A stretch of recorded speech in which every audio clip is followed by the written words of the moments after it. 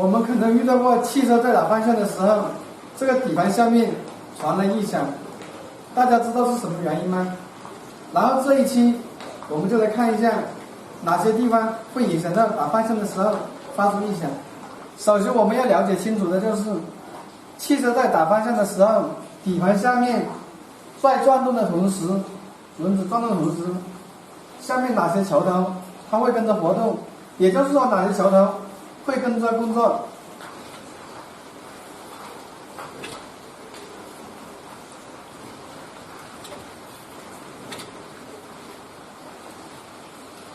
我们在驾驶室打方向的时候，就是转动这根方向机，然后方向机再拉动这里的横拉杆，横拉杆在这里再拉动这个仰角，轮胎这里来转动。现在我们就来看一下打方向的时候会牵扯到哪些桥头跟着活动。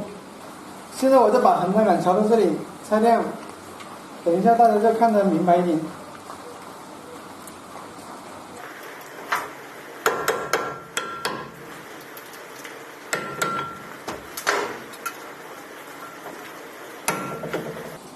首先第一个打方向的时候，它这里一个内拉杆桥头，这个防尘罩把它遮住了，这里会跟着活动，然后再传到这个外桥头这里，这里会跟着活动。当这个横拉杆外桥头在转动这个轮胎这里的时候，我们就可以看到这根平衡杆，这个撑杆桥头这里上下两头它就会跟着活动。然后这一个是下桥头，我们可以看到下桥头这里也会跟着转动。再一个我们看减震器这里，然后减震器上面其实它也在转动，上面就是一个顶胶，顶胶上面一个平面轴承，那里会跟着转动。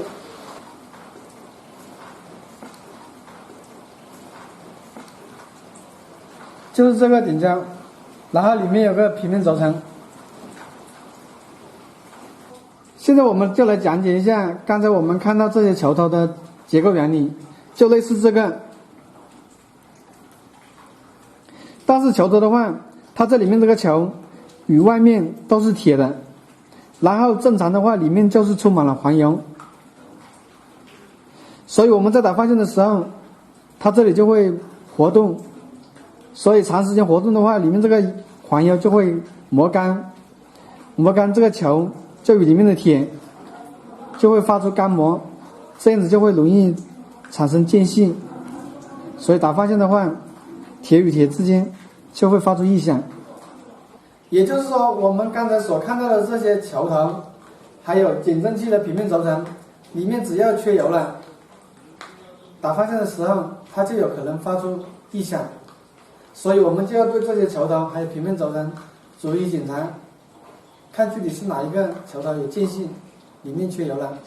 大家也可以关注我的微信公众号小熊说车，下一期我们就教大家如何快速检查到底是哪一个桥头发出的异响。